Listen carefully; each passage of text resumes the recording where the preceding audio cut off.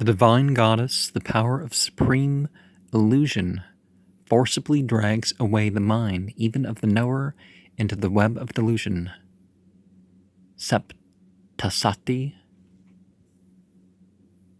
Markandeya Purana. And so is the delusion the gendering of it? He who, while fully attached of his body, desires to realize self, prepares to cross a river on the back of a crocodile, mistaking it for a piece of wood.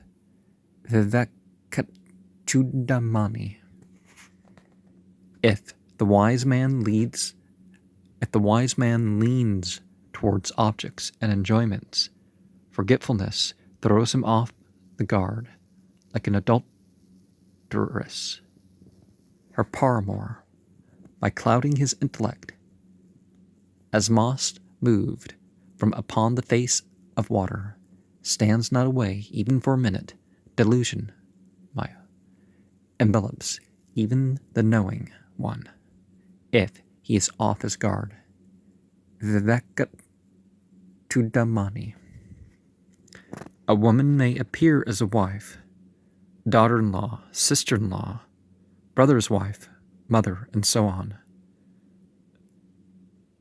respectively, to the several persons related to her, but she herself continues ever one. Panchadasi.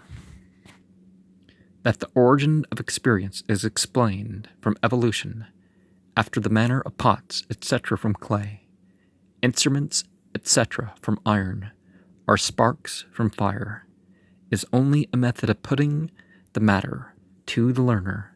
There is, in reality, no distinction whatever in the all. Gauda Pacharya. He who imagines a limit in the limitless, transcendent self, has of himself, puts his self in bondage. Yoga Vasishtha. That which is not, at beginning and end, is not in the present moment also.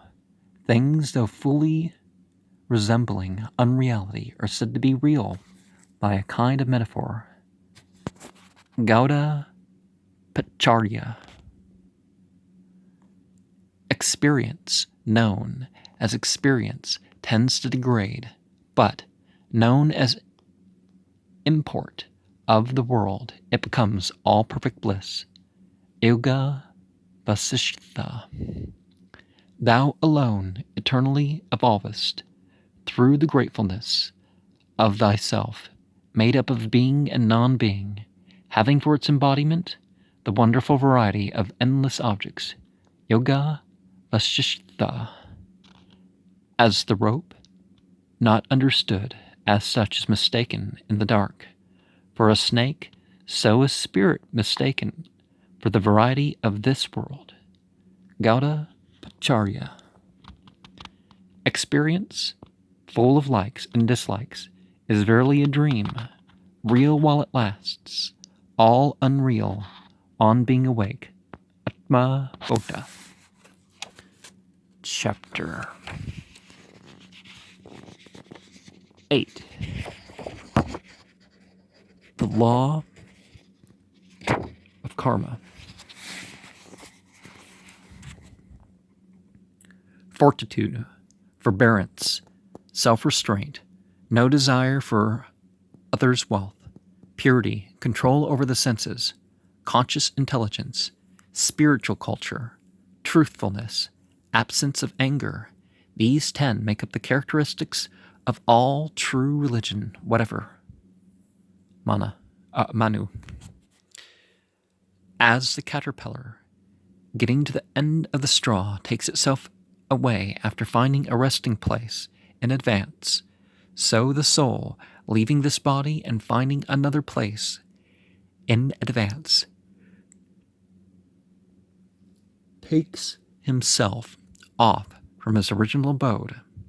As the goldsmith, taking little by little of the gold, expands it into a new form, so indeed does this soul, leaving this body, make a new and happy abode for himself. Upanishad. The sacrifice of the ignorant drowns itself, and those who betake themselves to it. Those fools who imagine any good in this are led again and again into the wheel of decay and death. Those men of stupid intellect who imagine vain forms and ceremonies as the height of religion.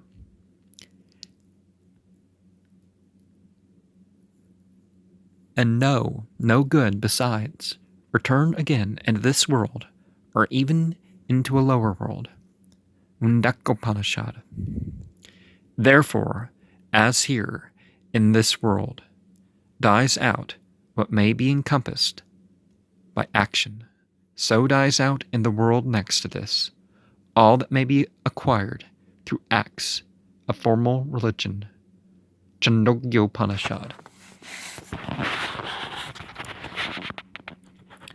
Forms of religion, but forego so many bonds round the individual. Spiritual consciousness alone disperses them. Mahabharata.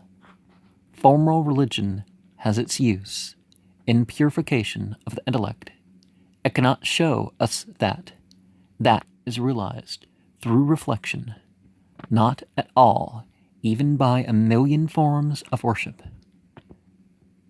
VIII-XII. Karma leads to that result alone which it can produce, reach, evolve, or modify. Liberation is not brought about in any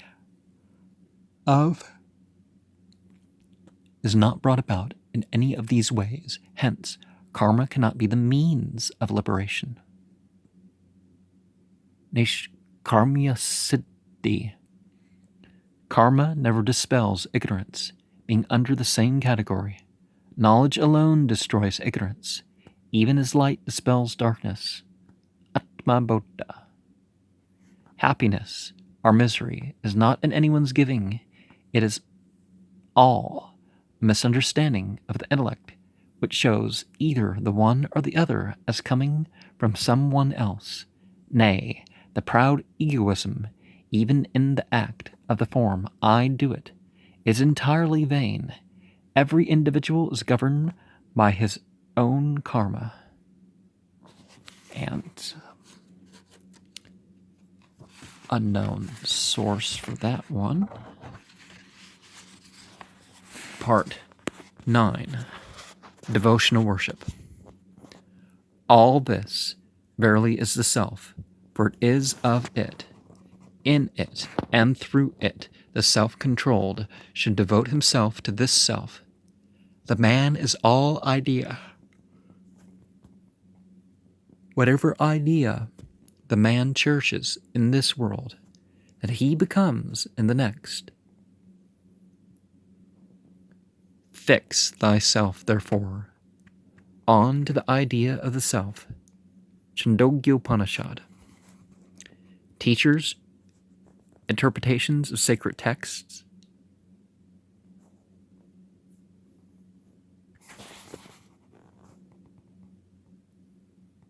The force of religious merit, none of these lead to the realization of that which is revealed in the clear reflection of the heart, engendered from contact with good.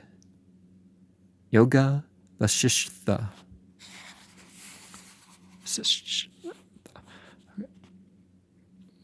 Clarified butter, though present in every part of the cow, conduces not to her nourishment. It serves as the best nourishment to its producer only when worked out into its proper form. In the same manner, the highest effulgent self present in all beings, even like the clarified butter, is never of any practical use to them, till properly realized through the force of devotion. Yoga Vasishtha. If you ask what can be the difference between spiritual consciousness and devotion, pray here reflection is bound up with the thing, devotion with the actor. Spiritual consciousness comes out of reflection. No opposite desire can put it out. It burns up every appearance of reality in the world of phenomena in the very moment of its birth. Panchadasi. This body is the holy Kasi, the river of spirituality flowing through and through the three worlds is the sacred Ganges. Devotion and faith stand for the heavenly Gaya. The much coveted Prayaga is indeed in deep concentration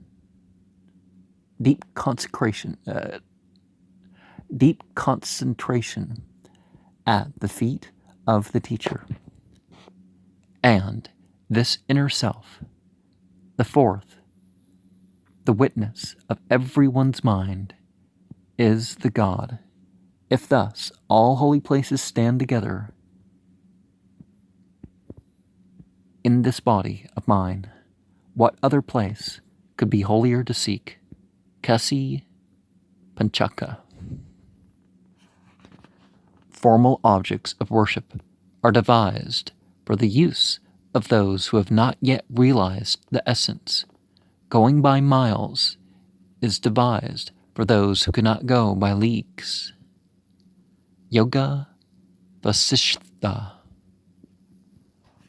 Said Prajapati, whence does come this fear? With the thought, why did I fear? Disappeareth all fear, for fear comes of duality. Upanishad. Insist not on the order of steps in the process of self-realization. The inverted vision, which, like hunger, is the cause of much tangible suffering, must in one way or other be cured. Panchadasi. Attend to this, the essence of all spirituality, and attending, digest it well. Desire alone is bondage, its destruction is liberation. Yoga Vasishtha. To all ascetics, whatever the condition of fearlessness depends upon control of the mind, which leads also to destruction of misery, perfect light, and inexhaustible peace. Gauda Patacharya.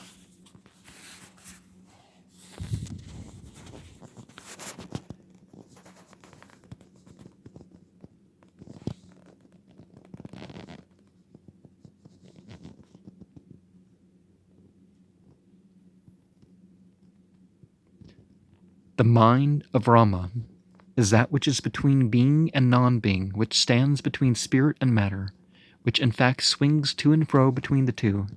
Yoga Vasishtha. Thinking evolves the objective. All the three worlds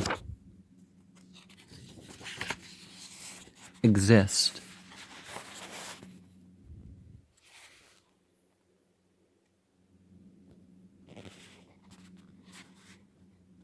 in and through thinking. The cosmos melts away on its dissolution. This thinking should carefully be diagnosed. Yoga Vasishtha. All ideas come of thinking. They disappear on suspension of thinking.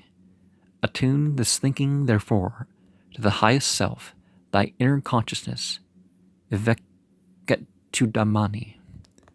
That which leads to false vision sets up the personal self in place of the real self shadows forth a thing and no thing. This, O Raghava, is that which we describe as thinking. Yoga Vasishtha. Abandon all latent desire for the multitude of enjoyments pressing round, nay, give up even the desire for life as represented in the body, and finally rise above all sense of being and non-being. Find thus full bliss and absolute spiritual knowing. Yoga Vasishtha.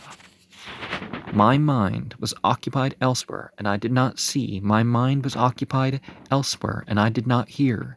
It is through the mind alone that one sees or hears. Love, thought, doubt, belief, unbelief, patience, impatience, intelligence, shame, fear, all make up the mind. Upanishad. Mind alone is, to men, the cause of bondage. Our liberation, lost in the enjoyment, it leads to bondage. Emptied of the personal, it leads to liberation. Panchadasi. The light of spirituality breaks not in full force upon that puny thing which is all beclouded with fear of the world, with pride of learning, and with love of life. Smrti. Well, some smrti.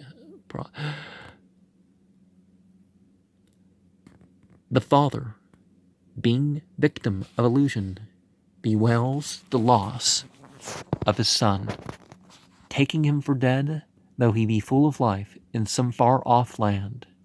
On the other hand, he does not bewail, even though his son be dead, till the information has reached him. It is plain, the cause of bondage lies in the mental creation. Panchadasi. You may drink the ocean dry, you may uproot from its base the mountain Meru, you may swallow fire, but more difficult than all these, O good one, is control over the mind. Panchadasi. As fire, not fed by fuel, subsidizes into its place, so indeed does all thinking die out into its source, on not being led into modifications of any kind. Jivan Mukti Viveka. He who understanding the mind applies himself again and again to subduing it, gains no success without the help of some consummate plan, even like one who fails to subdue a mad elephant without the iron hook. Application to spiritual science, company of the good, abandonment of latent desire, restraining the flow of breath, these are some of the most useful means to control the mind.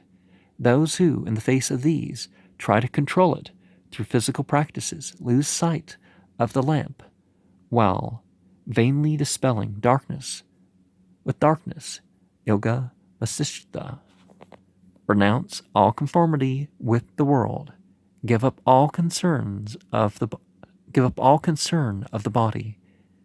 Nay, have nothing to do with the forms of religion and learning. Thus, wear off the false illusion that wraps thyself. Vivekat Tudaman. As one desirous of coming out successful in debate applies himself closely to the study of poems, plays, logic, and the like, so must he who desires liberation reflect constantly on himself. Panchadasi.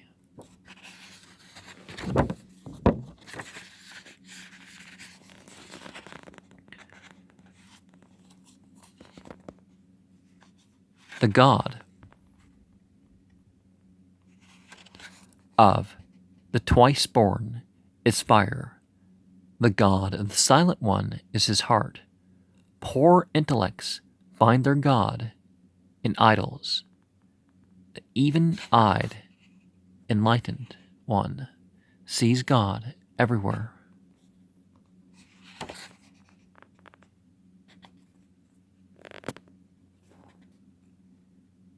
Uttara Gita, Part 10. Freedom.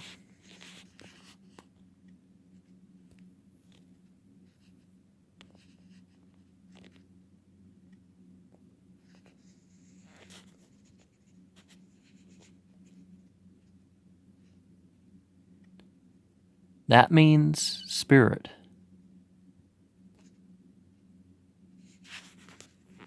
Should be avoided. That mean spirit should be avoided from a distance. He who, relying on the unseen fate, attributes his conduct to the unreal and false idea of some one necessitating it from behind, he is verily a beast constantly in another's power. He who thinks he goes to heaven or hell.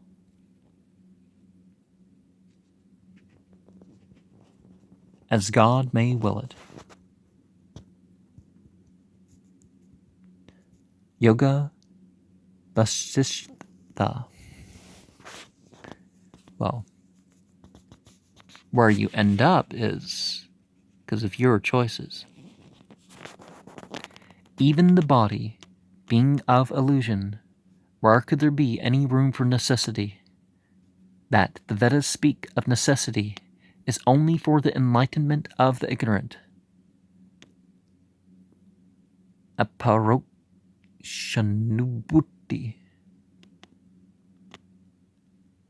In this world, O child of the Raghus, everyone can always compass everything through well-directed personal effort.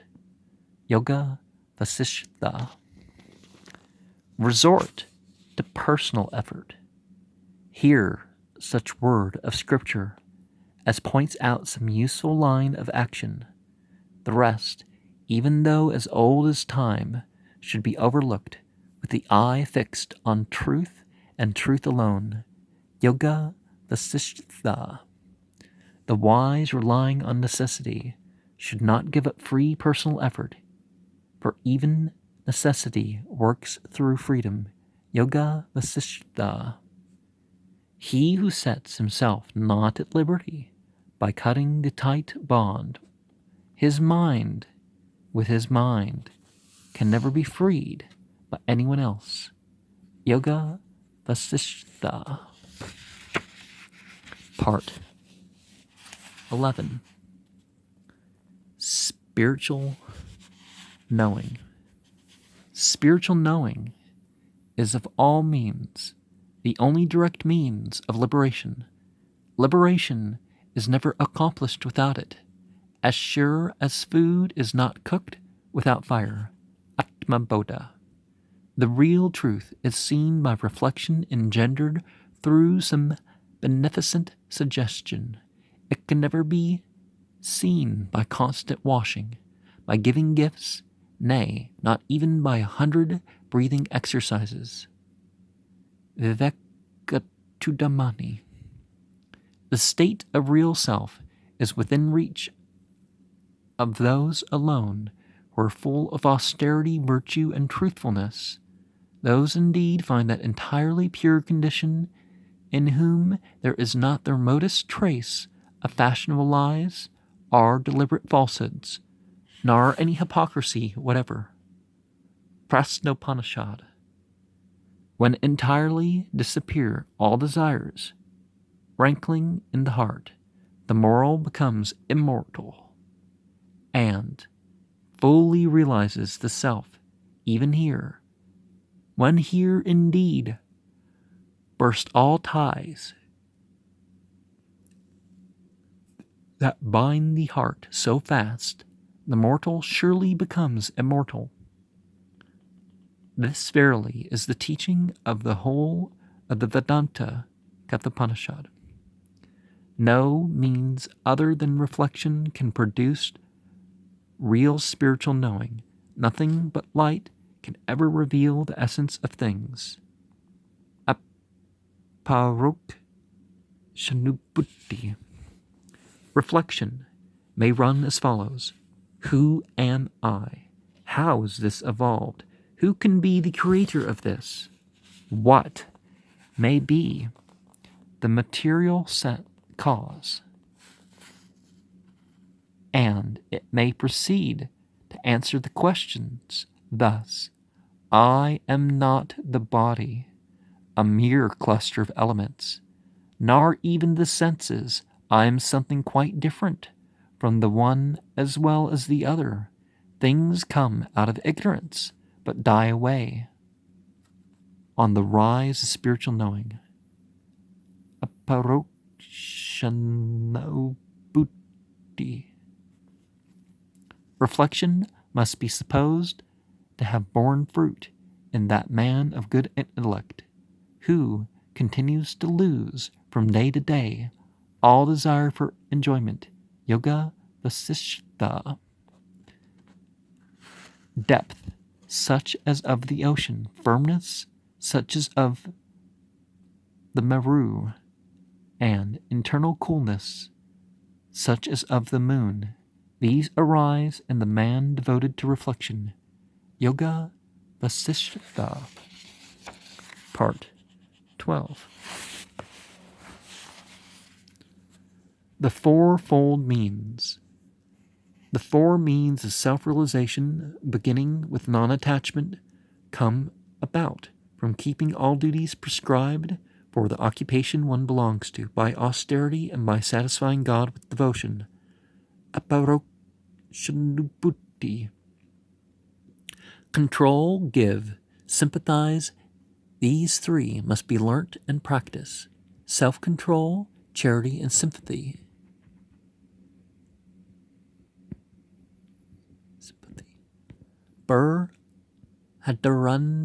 Upanishads. Thou longeth after unreality such as I and mine. Those who know wish thy activity were directed to the highest reality. Thou never canst know the thing, nor can I. It is meet, therefore, O mind, for thee to turn to self-restraint. Upanishads.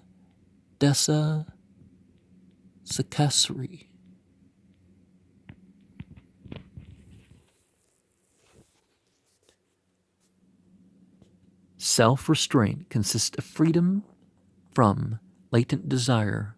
Control consists in checking the activity of the external senses. That is the height of non-attachment, which turns the mind entirely away from the objective. That is the best of indifference, which patiently puts up with all evils whatever. Faith is full confidence in sacred texts and their interpreters. Constant oneness of aim is the mind's fixing on the eternal being. This is called the pacification of the mind. O my fate, when and how shall I get rid of the bonds of this world? This firm and burning desire may be described as the desire for liberation. Aparokshanubhuti. Where these non-attachment and desire for liberation are as yet in the initial stage, there can but appear a mere glimpse of self-restraint and the rest, even like a glimpse of water in the mirage. VIII-XII. The wild mare, desire, breaking away to the longest distance and running back as often, keeps roving about, up to the very dwelling of the hunters. Yoga Vasishtha. He alone sees who looks upon another's wife as upon his own mother, who looks upon another's wealth as upon so much earth and stone, who looks upon every being as upon his own self. Smrti. To the fishes, these men, in the pond of birth and death, wallowing in the slough of the mind, bad latent desires serve for the line to which The woman stands attached as the treacherous bait. He feels desire for enjoyment who has a woman about him. There is no place for enjoyment to the womanless. Abandon woman, and you abandon the whole world. Abandoning the whole world, you find supreme happiness. Yoga Vasishtha. Well, it's not as simple as renunciation.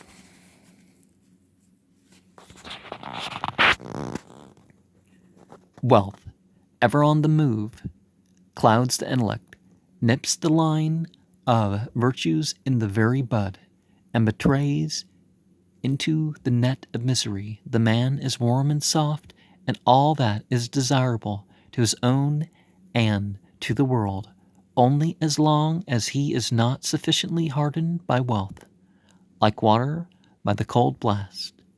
Yoga Vasishtha. Misery attains the acquisition of wealth, and misery attains the protection of wealth acquired. There is misery in its coming, there is misery in its going. Oh, fie upon wealth, the abode of misery, out and out. Panchatantra. There is no hope of immortality through wealth, and all it may accomplish of good, our religion. Upanishads. All growing ends in fading, all rising ends in falling, all meeting ends in parting. Such indeed is the law of this world. Yoga Vasishtha. O Yajnavalkya, what would your worship mean to the all, which is beyond hunger and thirst, beyond sorrow and illusion, beyond decay and death? It is this self-knowing which Brahmins, renouncing all contact with world, wealth, and wife, go about as religious mendicants. Upanishad. Objects of desire, even though they should abide long, are sure to depart. What difference does it make in the parting, though men do not part from them of their own accord? This is the answer. If they depart of themselves, they leave immeasurable mental suffering behind. If you part from them, they confer on you the endless bliss of self-restraint. Vairagya Saloka. Vairagya